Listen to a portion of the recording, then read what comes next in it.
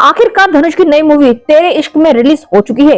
इस मूवी को देखने के बाद एक बात तो रियलाइज हुई कि यार इस मूवी को बड़े पर्दे पर देखने का एक अजब ही एक्सपीरियंस है।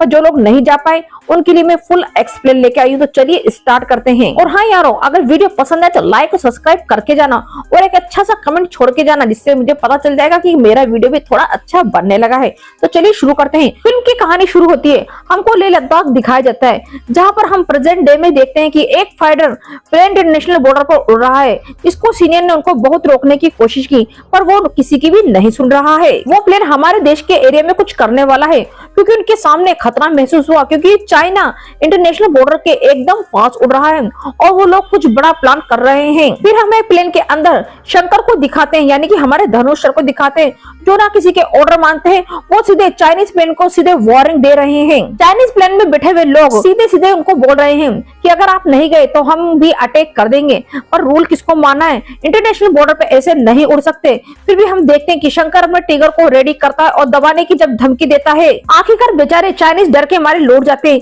इसकी वजह से जब वो बेस पे लौटता है तो उसको बहुत खरी खोटी सुनाया जाता है। फिर हम देखते हैं कि बेस से लौटते ही जनरल शेखावत उसे डांट लगाते हैं और ये बोलते हैं कि ये क्या कर रहे हो तुम, जहां हमारे देश में अभी भी जंग का माहौल चल रहा है। तुम चाहते हो तुम्हारे इस एटीट्यूड की वजह से इधर ही जंग शुरू हो जाए और हम हर तरफ से दुश्मन से घिर जाएं। तुम्हारा एंगर मैनेजमेंट का कुछ करना पड़ेगा। फिर वो बोलते हैं, सर मेरे गट्स फीलिंग बोल रहे हैं कि चाइनीज उधर कुछ कर रहे हैं, इसलिए मैं उधर गया। फिर हम देखते हैं कि उसके ऊपर इंक्वायरी बिठाते हैं। ऐसी इंक्वायरी अगर बेस्ट साइकोलॉजिस्ट को उसको अप्रूव देगी कि उसके एंगर मैनेजमेंट को काबू पा लिया है, तो ही वो आगे से फ्लाई कर सकता है। इस वजह से सीधे हेडक्वार्टर से ऑर्डर आता है और वो ऑर्डर जाता है मंत्रालय में, जो कि ऐसे डिपार्टमेंट को देखते हैं। तभी हम मुक्ति को देख पाते हैं, जो कि दारू के नशे में धुत हो रही है, फिर भी बाथरूम में बैठ के वो और दारू पी रही है और वो प्रेग्नेंट भी है। वो अपने पति जस्सी को कॉल करती है, जो कि अभी आईएएस विक्रांत में वो भी वॉर के कारण नहीं आ पा रहा है। उसके ऊपर मुक्ति चिल्लाती है और ये बोलती है, मैं भी अभी वॉर सिचुएशन में ही हूँ।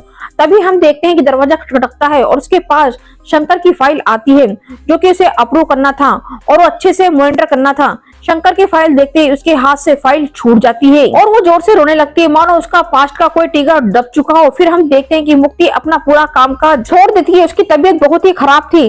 तभी हम देखते हैं वो उसके पापा को बोलती है, मुझे शंकर मिल चुका है पापा, मैं उसके पास जा रही हूँ। उसके पापा तब बेड पे रेस्ट कर रहे थे और मुक्ति सब कुछ छोड़ के गाड़ी लेके उस हालत में भी लद्दाख के लिए निकल जाती है।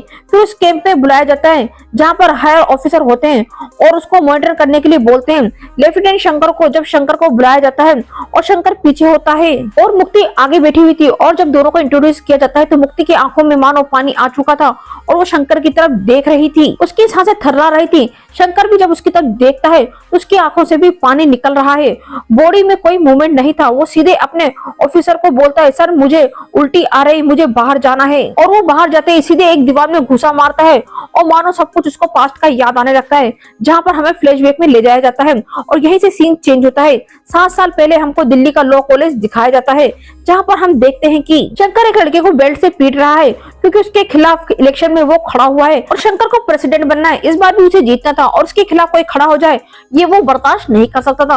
मोस्ट वायलेंट लड़का था शंकर। यहाँ दूसरी तरफ जहाँ मुक्ति को देखते हैं, जो कि एक बड़े से हॉल में सेशन में थीसिस पेपर सबमिट कर रही होती है। उसको डॉक्टर बनना है, साइकोलॉजिस्ट में।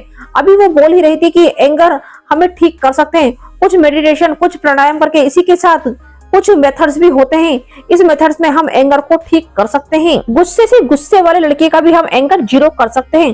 तभी हम देखते हैं हॉल के अंदर, तभी वो बंदा घुस जाता है और उसके पीछे शंकर और उसके दोस्त भी आ जाते हैं और शंकर उसे वहीं पीटना शुरू कर देता है और सर को भी भला बुरा बोलता है। तब सर बोलते हैं, मुक्ति तुमने देखा तुम्हारे थीसिस पेपर का क्या हुआ? इन लोगों के लिए सिर्फ जुडिशियल सिस्टम है, इन लोगों के लिए कोई भी थीसिस पेपर काम नहीं करेगा। तुम कोई और सब्जेक्ट पकड़ लो जिसमें प्रैक्टिकल भी हो, उसे हम लोग अप्रूव भी कर देंगे और तुम डॉक्टर भी बन जाओगी, क्योंकि थीसिस पेपर तुमसे होने वाला नहीं है। मुक्ति बहुत मेहनत कर रही थी इस थीसिस पेपर पे। 250 पन्ने का पेपर उस बेचारे ने लिखा था। वो चाहती थी कि इसको अप्रूव मिले, तभी उसने मानो एक चैलेंज की तरह ले लिया था इस लड़के को भी 0 एंगर पे लाने का। इसके लिए चाहे मुझे कुछ भी करना पड़े, थीसिस पेपर तो मैं अप्रूव करा के ही छोड़ूंगी। मुक्ति को बहुत ज्यादा गुस्सा आ रहा था मुक्ति सीधे शंकर के पास जाती है और उससे बोलती है इसे छोड़, और वो उसके थप्पड़ मारने ही वाली थी कि शंकर उसका हाथ पकड़ लेता है और शंकर बोलता है जब सुंदर लड़की का हाथ उठा है तो उसे किसी की गाल पे तो पड़ना ही चाहिए। शंकर उसके हाथ से खुद ही गाल पे थप्पड़ मार लेता है और ये बोलता है अब तो पुलिस स्टेशन में तो मेरा आना जाना बना ही रहता है, इसको लेकर तू चिंता मत कर, मैं तुझसे दोबारा जरूर मिलूंगा। शंकर की माँ बचपन में ही मर चुकी है, सिर्फ उसके फादर रहते हैं और उसका जिगरी दोस्त बद्री उसके साथ रहता है। तभी सीन चेंज होता है और हम देखते हैं कि दोनों अभी जेल में बैठे हुए हैं। शंकर के फादर जो कि जेल में आते हैं पहले तो पुलिस के सामने उसे डांट लगाते हैं, फिर ये बोलते हैं कि बच्चे के ऊपर एफआईआर मत करना नहीं तो फ्यूचर खराब हो जाएगा। शंकर के फादर लॉटरी का काम करते हैं कोर्ट के एरिया में, मंथली 300 ही कमा पाते हैं। शंकर बोलता है कि आपकी मेहरबानी नहीं चाहिए, मैंने कुछ गलत नहीं किया। फिर हम देखते हैं मुक्ति जो कि पुलिस स्टेशन में आती है, शंकर को वो छुड़ा लेती है। शंकर को फिर वो बाहर बैठ के एक प्रपोजल देती है, मेरे टीचर्स ने बोला है कि थीसिस पेपर कंप्लेंट नहीं हो पाएंगे। मेरे टीचर्स कहते हैं क्योंकि मेरी रिसर्च में कमी है, तुम जैसे लोगों को पुलिस ही ठीक कर सकती है, पर मुझे बिलीव है कि तुम गंदी नाली की कीड़े नहीं हो। ये मैं नहीं कह रही हूँ, मेरे टीचर्स बता रहे थे। तुम्हारे अंदर एकदम एंग्री यंग को मैं निकाल फेंकूंगी और तुम्हारे अंदर गुस्से को कंट्रोल करने में तुम्हारी मदद करूंगी। फिर शंकर बोलता है तो हम कब शादी कर रहे हैं? वो बोलता है क्यों शादी क्यों करेंगे हम लोग? फिर शंकर बोलने लगता है कि मैं तुम्हारी बात मानूंगा, मेरा गुस्सा भी कम कर दूंगा, मैं एकदम गुड बॉय बन जाऊंगा, चॉकलेटी बॉय बन जाऊंगा। किस वजह से, किसके लिए, तुम मेरे लिए क्या मैटर रखती हो? मुक्ति जरा सोचती है और ध्यान लगाती है, भाई मैं इसे कहाँ फंसने वाली हूँ। वो चुपचाप रिक्शा लेके निकल जाती है, पर शंकर उसे घूरे जा रहा था। नेक्स्ट डे हम कॉलेज में मुक्ति को देखते हैं, जहाँ जस्सी नाम का एक लड़का कॉलेज में न्यू ज्वाइनिंग होता है। वो प्रोफेसर होता है जो कि पार्ट टाइम बेसिक पे कॉलेज पे आया है क्योंकि वो अपने साल बर्बाद नहीं करना चाहता। ये सारी बातें वो एकदम से मिली हुई मुक्ति को बता रहा था। फिर उसके बाद वो यूएसए चला जाएगा और उसके बाद उसका ब्राइट फ्यूचर होगा।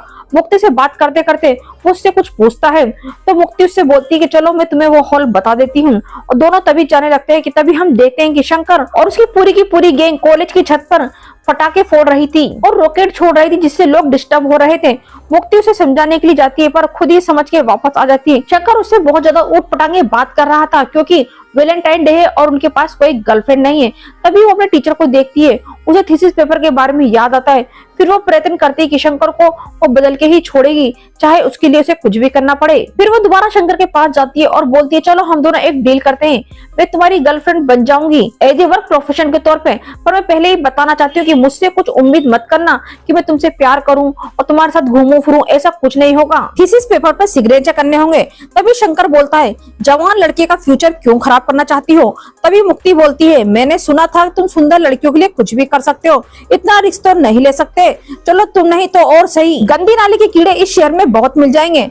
शंकर फिर मुस्कुराता है और बोलता है चलो फिर रिस्क ले ही लेते हैं, पर ये मैं बोल देता हूँ कि अगर मुझे प्यार हो गया ना तो पूरी दिल्ली को जला के फूंक दूंगा। मुक्ति बोलती है मैं तो काम की तरह ले रही हूँ, बाकी तुम जानो और तुम्हारे दिल ही जाने। फिर हम देखते हैं कि मुक्ति उसके ऊपर सब कुछ लिख रही होती है। मुक्ति एक रिकॉर्डर के थ्रू शंकर की लाइफ के बारे में सब कुछ रिकॉर्ड करने में लग जाती है कि सुबह कब उठता है, उसकी लाइफ स्टाइल क्या है, उसके घर में कौन कौन है। रिकॉर्डर में वो हर चीज को सिक्योर करना चाहती है। जैसे हम देखते हैं कि किसी पेशेंट की पूरी हिस्ट्री के बारे में जाना जाता है, वैसे ही वो शंकर के बारे में जानना चाहती थी।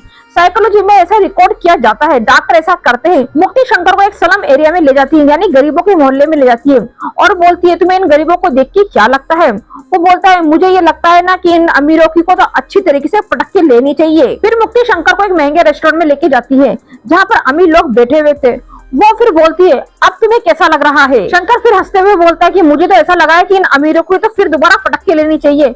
फिर उससे पूछती है कि तुम्हारा ड्रीम क्या है? वो बोलता है अमीर बनना, पर वैसा अमीर कोई गरीब मेरा पटक के ना ले सके। फिर मुक्ति और शंकर दोनों कॉलेज आए हुए थे। उसके दोस्त उसे बोलते हैं शंकर को भाई इतने टाइम से तू उसे घुमा ही रहा है, 2 महीने हो चुके हैं, तूने फन वगैरह किया कि नहीं? तभी हम देखते हैं कि कुछ टाइम बाद अरे तूने उसे टच किया कि नहीं? तो शंकर हंसते हुए बोलता है मैंने उसका गाल टच किया, मैंने उसका हाथ टच किया, मैंने उसका पैर भी टच किया और अभी अभी उसने मेरे सिर पे भी हाथ लगाया। तो उसके दोस्त उसके हंसने लगते हैं, उससे बोलते हैं अबे बेवकूफ हम फन की बात कर रहे हैं जो कि टीवियों में दिखाते हैं।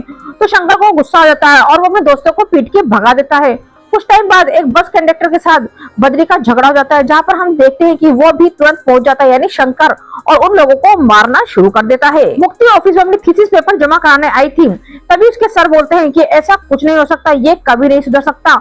तो उसकी मैडम बोलती है ये तुम्हारे साथ सिर्फ सेक्स करना चाहता है और कुछ नहीं। मुक्ति मैडम की बात सुनने के बाद वहां से दौड़ लगाती है और बोलती है तुम उसको नहीं मारोगे, अगर तुमने उसको कुछ भी किया तो अगर प्रिंसिपल सर को पता चल गया तो मेरे थीसिस पेपर को कभी अप्रूवल नहीं मिलेगा। मुक्ति शंकर को कस के पकड़ के बोलती है अब तो कुछ नहीं करेगा, तो बस मार खाएगा। वो कंडक्टर को बोलती है अब भाई इसको मार।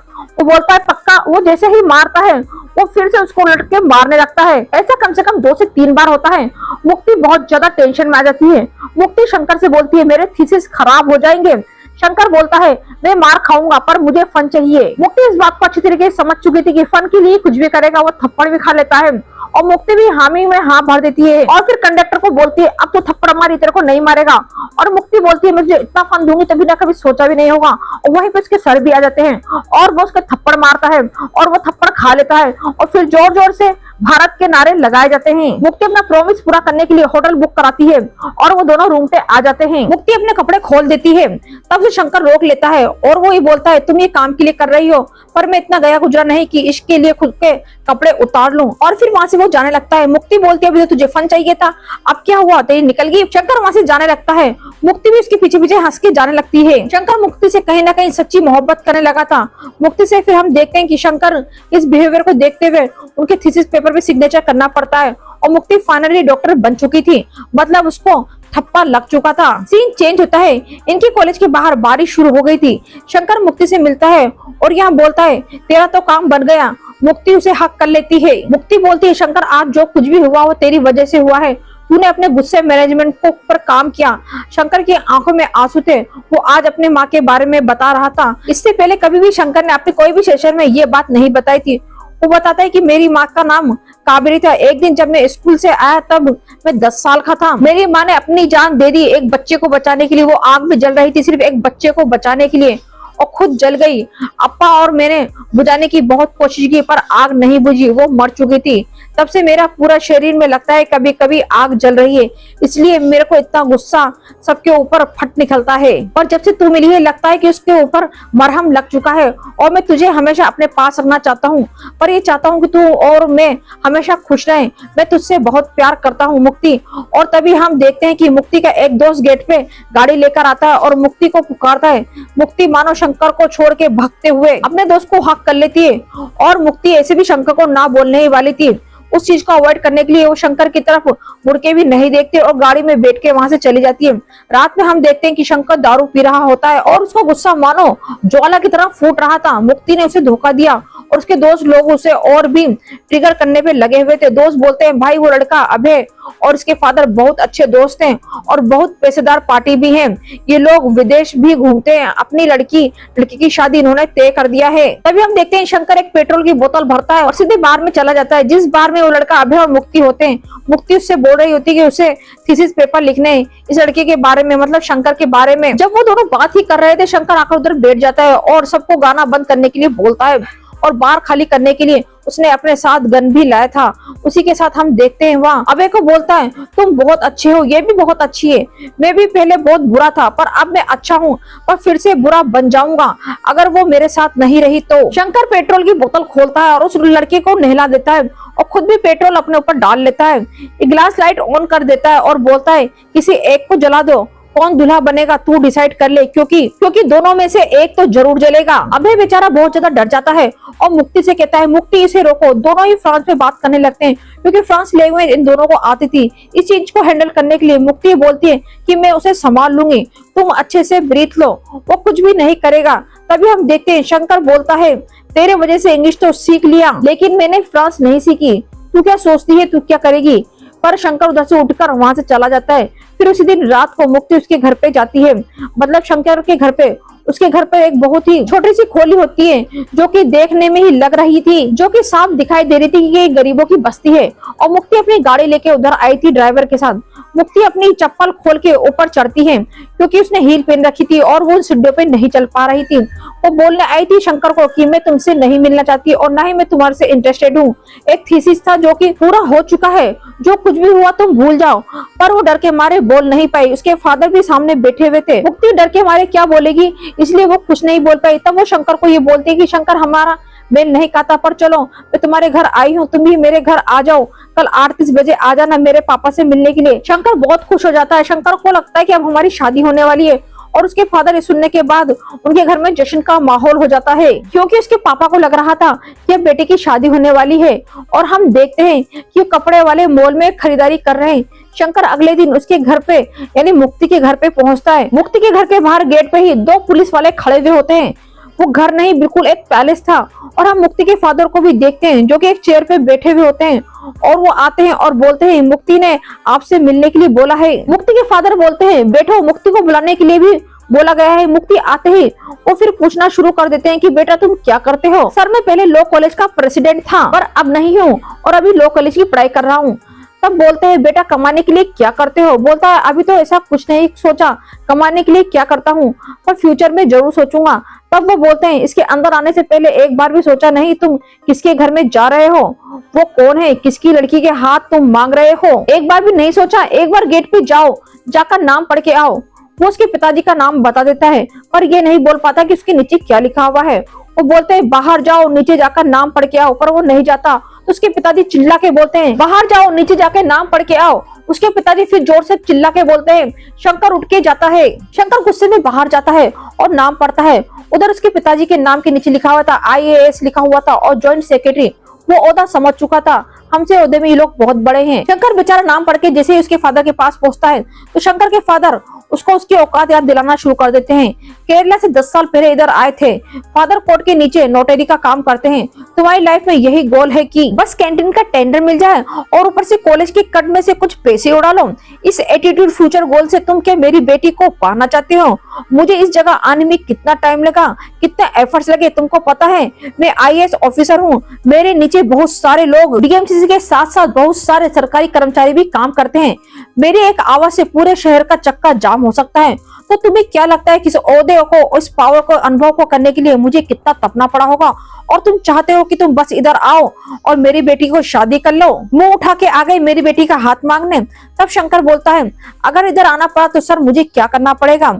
उसकी आंखों में बहुत ज्यादा गुस्सा था। तभी हम देखते हैं कि मुक्ति के फादर मुस्कुराते हैं। शंकर गुस्से में बोल रहा है सर ये मेरी शादी की बात चल रही है, आपकी नौकरी की नहीं, मैं मजाक नहीं कर रहा हूँ।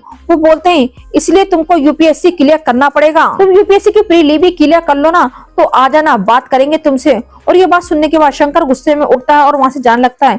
तब मुक्ति उसका हाथ पकड़ के रोकती है और ये बोलती है कि 15 लाख लोग से भी ज्यादा लोग इस परीक्षा को देते हैं और तुम इसे पास नहीं कर पाओगे। पर शंकर बोलता है तेरे लिए कुछ भी करूंगा, ये एग्जाम भी मैं पास करके दिखाऊंगा।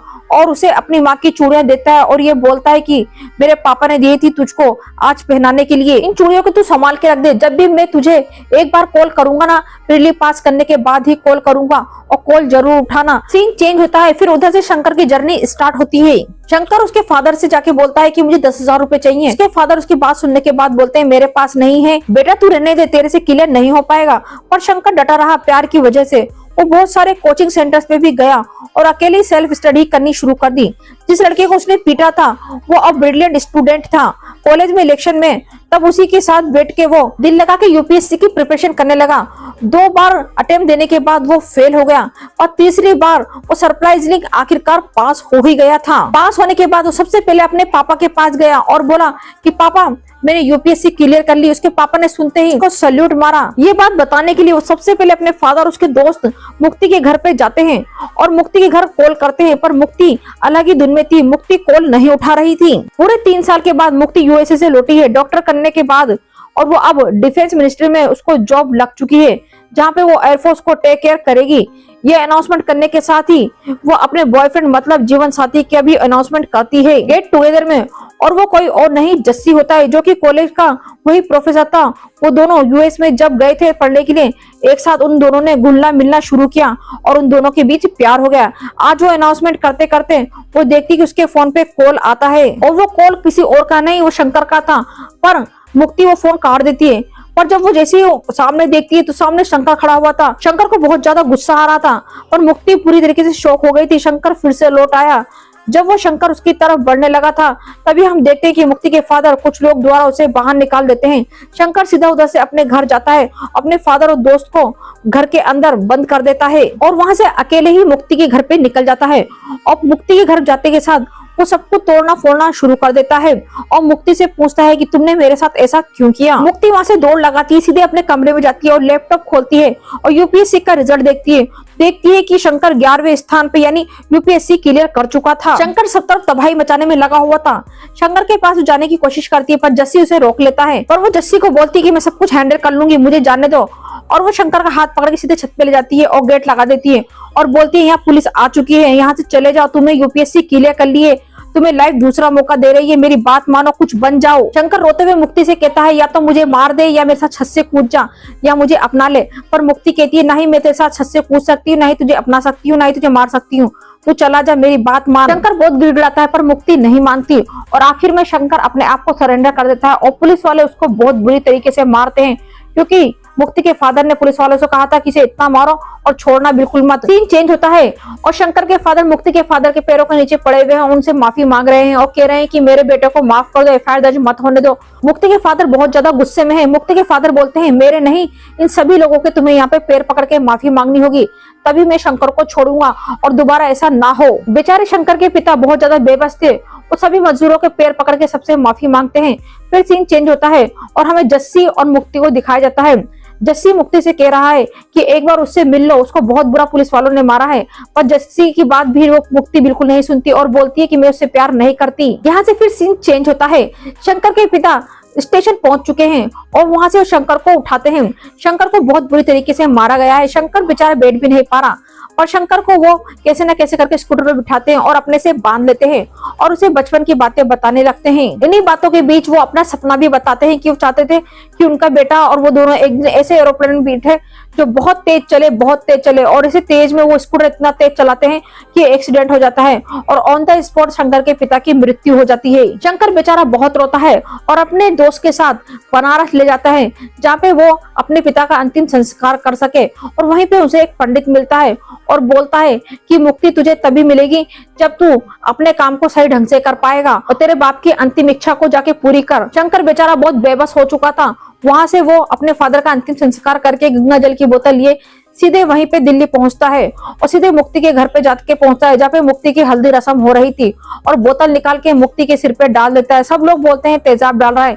पर वो गंगा जल डाल रहा था। शंकर मुक्ति से बोलता है कि नया जीवन शुरू करने जा रही है, पहले अपने पाप तो धो ले, इसलिए तेरे लिए गंगा जल लाया हूँ, गंगा जल डाल के तुझे पवित्र कर रहा हूँ। अपने बाप का अंतिम संस्कार करने गया था और मैं महादेव से दुआ करूंगा कि तुझे भी लड़का हो। जिनके बेटे इश्क में मर जाते हैं वो भी किसी के बेटे होते होंगे, मैं तुझे बद्दुआ देता हूँ कि तेरा बेटा हो। ये बोल के शंकर वहां से चला जाता है। सीन चेंज होता है और हमें शंकर को छत पे दिखाया जाता है जहाँ पे शंकर अपने आप को गोली मारने की कोशिश कर रहा था, पर जैसे ही वो गोली मारने की कोशिश करता है तो उसके सिर के ऊपर से एरोप्लेन निकलता है और उसको उसके पापा की बात याद आ जाती है। बस वो उसी वक्त ठान लेता है कि मैं एयरफोर्स में भर्ती होऊंगा और फिर सीधे सीन चेंज होता है और मुक्ति और जस्सी की शादी होने वाली है, पर मुक्ति फेर लेते समय वक्त खड़ी हो जाती है। जस्सी उसका पल्लू खोल देता है और बोलता है तुम आजाद हो मेरी तरफ से। मुक्ति सीधे शंकर के घर पे जा पहुंचती है जहाँ पे शंकर के घर पे ताला लगा हुआ था। शंकर को ढूंढने की बहुत कोशिश करती है, उसे बहुत फोन भी करती है पर शंकर उसको नहीं मिलता। इस डिप्रेशन में आके वो बुरी तरीके से पागल हो जाती है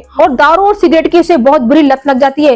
वो दारू और सिगरेट बिना रह नहीं सकती अब और हमें प्रेजेंट डे दिखाया जाता है। हमें शिकागो सर को दिखाया जाता है जो कि शंकर को बुलाने के बाद उसे बोलते हैं मुझे मेरा बेस्ट ऑफिसर चाहिए, वो लड़की साइन करेगी या नहीं तू बताएगा। एक प्रेग्नेंट औरत इस हाई ऑल्टीट्यूड में क्यों आई है, वो तुझे पहले से जानती है, मुझे पता नहीं। शंकर तेरे साथ और उस लड़की का क्या रिश्ता है मुझे नहीं पता, मुझे मेरा बेस्ट एयरफोर्स ऑफिसर चाहिए, ये देश का सवाल है, ये बहुत ही नाजुक हालत है, मुझे ये साइन आज शाम तक चाहिए क्योंकि इसके बाद हमारी फाइटर प्लेन्स हवा में उड़ेंगी। अलग अलग जगहों पे अटैक हो रहे थे और उससे पहले जो जगह वो लोग खड़े हुए थे मतलब बेस कैंप उधर भी अटैक हो चुका था, मतलब अभी पूरा जंग का मैदान आग का गोला बन चुका था। इस हालत में मुक्ति को भी चोट लग चुकी थी। अब शोलिंग ये हुआ था कि मुक्ति कैसे भी करके अपने बच्चे को संभालते हुए जाती है और शंकर केबिन में उधर जाने के बाद वो अपने फादर और उसकी फोटो को देखती है। शंकर पीछे से आता है और ये बोलता है मुझे पता नहीं तुम इधर क्यों आई हो पर मुझे तुम्हारा साइन चाहिए। शंकर गुस्से में बोलता है मुझे ब्लडी साइन कर दो और मुझे फ्लाई करने दो, मेरे देश को मेरी जरूरत है। पर मुक्ति कुछ और बात बताती है, वो ये बोलती है मेरा यह गला घोट दे या तू मुझे मार दे। हम लोग लड़कियां बहुत ही प्रैक्टिकल होती हैं, सोचते हैं कि किधर पैसा ज्यादा मिलेगा फ्यूचर सिक्योर होता है। पर हम एक चीज भूल जाते हैं, नमक जो कि गरीब के हिस्से में आता है, जिनके पास पैसा नहीं होता, कुछ भी नहीं होता, वो सिर्फ प्यार करते हैं, उनके प्यार में नमक होता है। यार मैं भी इन्हीं सारी चीजों के थ्रू बड़ी हुई हूँ। मेरी सोच भी वही थी, लोगों को छोटी जगह से बड़ी जगह जाना चाहिए और बड़ी जगह से और भी बड़ी जगह जाने चाहिए, और उसके बीच में जो नमक है ना, हम भूल जाते हैं। मुझे रियलाइज हुआ कि मैं तुझसे बहुत प्यार करती हूँ। शंकर ये बात सुनकर मानो मुस्कुराने लगा और ये बोलने लगा, अब मुझे तुझसे कुछ नहीं चाहिए। मुक्ति बोलती है, तुझे मुझे कुछ नहीं चाहिए, मेरे पूरे शरीर में खून आता है, शंकर तू मेरी मदद कर। शंकर बोलता है, इसके बाप को जाकर ढूंढना, इसका बाप के पास जा। तब वो बोलती है, उसका बाप आईएएस विक्रांत में है, जिंदा बचेगा नहीं पता, मुझे बस एक ही रास्ता दिखा शंकर तू।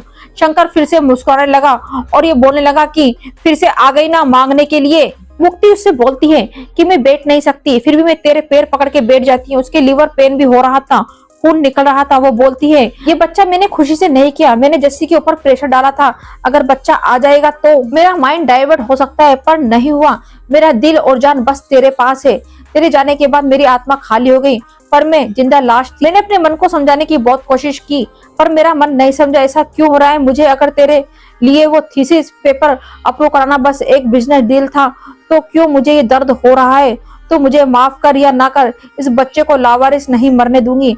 अभी हम देखते हैं कि मुक्ति को लेबर पेन शुरू हो जाते हैं, खून बहुत निकल रहा था। तभी हम देखते हैं कि मेडिकल रूम में ले जाया जाता है मुक्ति को, और उधर हम देखते हैं कि शंकर की आंखों में भी आंसू थे। शंकर बोलता है कि तू बस इसको साइन कर दे, मैं प्रॉमिस करता हूँ कि मैं लौट के जरूर आऊंगा, वो लावारिस नहीं रहेगा। अगर मैं नहीं आया तो इसका बाबा जरूर आएगा। मुक्ति डर रही थी कि अगर शंकर भी इस वॉर में गया तो वो भी जिंदा नहीं बचेगा और इसका बच्चा अकेला ही रह जाएगा, क्योंकि उसको जो बीमारी लगी है वो जिंदा नहीं बचेगी। मुक्ति इस पेपर पे साइन करती है।